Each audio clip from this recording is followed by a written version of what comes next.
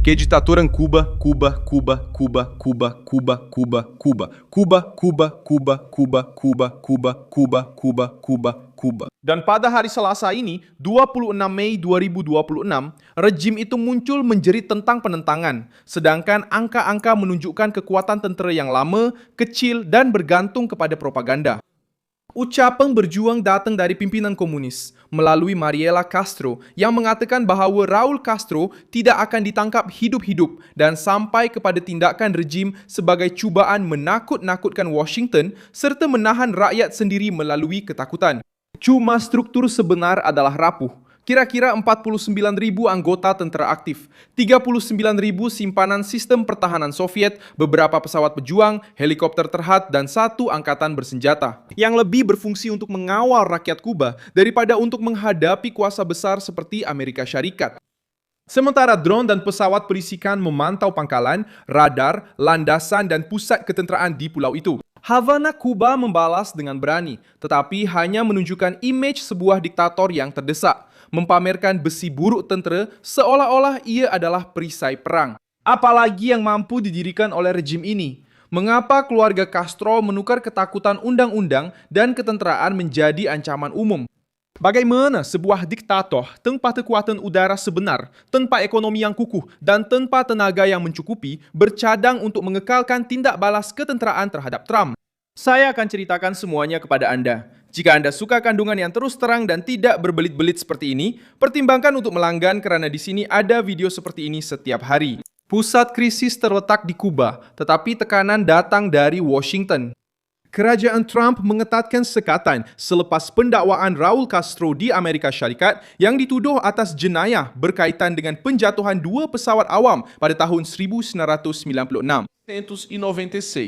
Jawaban regime itu datang dengan nada peperangan. Miguel Diaz-Canel, Diaz menyifatkan tuduhan itu sebagai manuver politik untuk membenarkan pencerobohan tentera.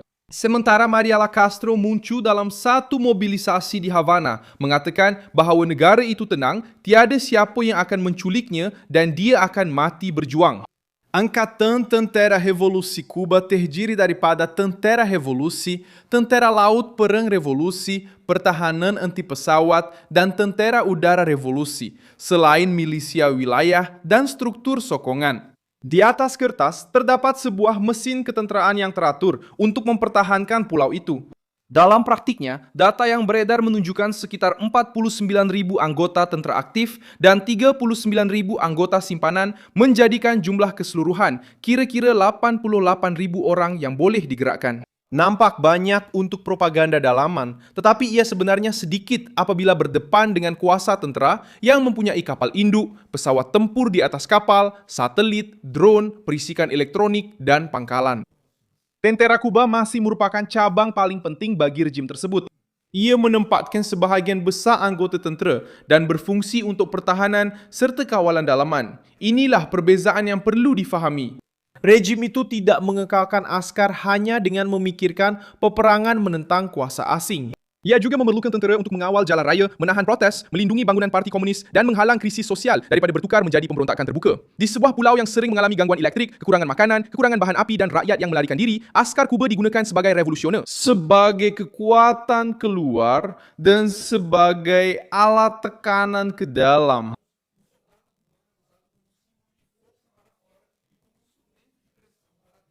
Arsenal Kuba yang disebut dalam penilaian terkini kebanyakannya terdiri daripada peralatan lama, kebanyakannya diwarisi dari era Soviet. Disitulah propaganda mula bertembung dengan reality. Tentera Udara Kuba adalah titik paling lemah dalam pameran ketenteraan. Kajian yang disebutkan dalam berita itu menunjukkan armada pesawat yang kecil dengan sekitar 5 pesawat tempur, ditambah pesawat pengintip dan keupayaan lain. Ini akan meningkatkan jumlah anggaran kepada 9 pesawat. Dalam kategori helikopter, terdapat 4 helikopter serangan dan kira-kira 7 helikopter pelbagai guna, menjadikan jumlah keseluruhan hampir 20 unit udara. Bagi sebuah diktator yang bercakap tentang menentang Amerika Syarikat, angka ini memang mengejutkan. 20 unit udara. Bukan sahaja sukar untuk mengekalkan pertahanan yang berpanjangan terhadap kuasa moden, terutamanya apabila pihak lawan dapat memetakan radar, pangkalan, landasan dan corak tindak balas. Tentara Laut Kuba juga tidak kelihatan sebagai ancaman yang menentukan.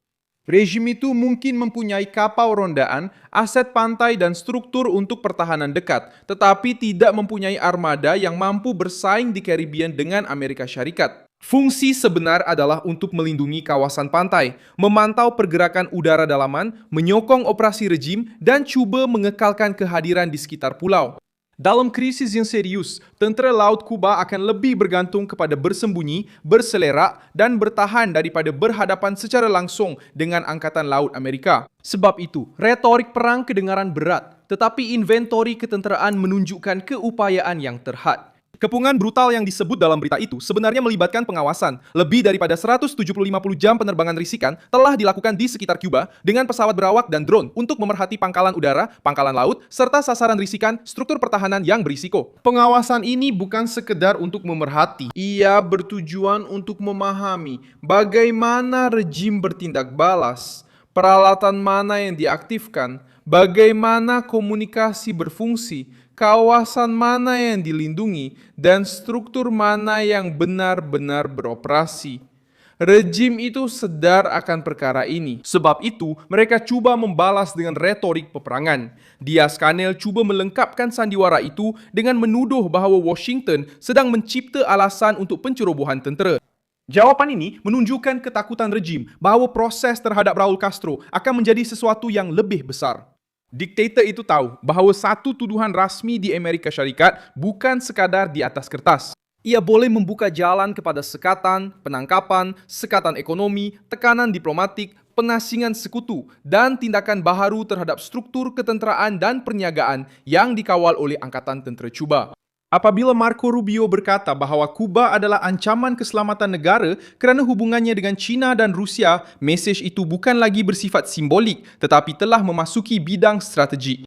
Rejim itu juga cuba menjual idea perang tidak teratur, seolah-olah mereka boleh mengimbangi kekurangan kuasa udara dan laut dengan rintangan rakyat. Ini adalah doktrin lama Cuba, menyebarkan pertahanan di seluruh wilayah, menggerakkan milisia, dan menjadikan pulau itu sebagai kawasan yang sukar untuk mana-mana kuasa asing. Tetapi hari ini, itu menghadapi masalah lain. Perang tidak teratur moden bergantung kepada komunikasi, drone, tenaga, mobility, teknologi, bahan api, dan koordinasi. Kuba mengalami gangguan elektrik, kekurangan sumber, dan krisis ekonomi yang mendalam.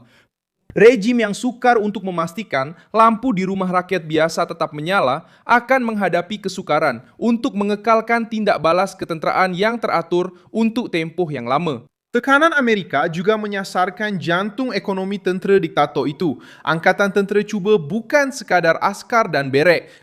Mereka mengawal syarikat, hotel, logistik, perdagangan, mata wang asing dan sektor strategik melalui struktur yang berkait rapat dengan aparat tentera. Apabila Washington mengenakan sekatan ke atas syarikat yang dikawal oleh tentera Cuba, ia menjejaskan poket golongan elit yang mengekalkan rejim itu. Rejim itu bukan sahaja bimbang tentang tentera, mereka juga bimbang tentang wang dan kawalan. Sementara itu, kehadiran tentera Amerika Syarikat di rantau ini meningkatkan tekanan psikologi dan setiap ucapan Trump memaksa rejim itu untuk bertindak balas. Dan setiap reaksi mendedahkan perbezaan antara retorik revolusi dan keupayaan sebenar. Apa yang berlaku sekarang bergantung kepada keputusan seterusnya dari Washington dan reaksi dari Havana. Jika kerajaan Trump mengekalkan kepungan dari segi undang-undang, ketenteraan dan ekonomi, diktator itu pasti akan meningkatkan tindakan awam, ucapan penentangan dan propaganda pertahanan negara. Mereka boleh mempamerkan tentera, menunjukkan senjata lama, mengumpulkan belia komunis dan bercakap tentang perjuangan untuk cuba mengekalkan sokongan dalaman. Tetapi, bahagian yang paling sensitif terletak di tempat lain. Jika Amerika Syarikat mengambil tindakan terhadap rangkaian tentera, syarikat-syarikat rejim atau sekutu Raul Castro, diktator itu perlu memilih sama ada untuk menyerah diri dan berunding demi kelangsungan hidup atau menggandakan pertaruhan. Dengan retorik peperangan yang tidak mampu disokong oleh senjata mereka sendiri. Saya Milson Alves Global, seorang internasionalis, dan tujuan saya adalah untuk memastikan anda sentiasa mendapat maklumat yang benar setiap hari. Pautan berita ada dalam keterangan video. Sila tekan butang suka pada video ini, langgan saluran dan di akhir nanti, lihatlah komen-komen supaya anda lebih terlibat dengan komuniti Milson Alves.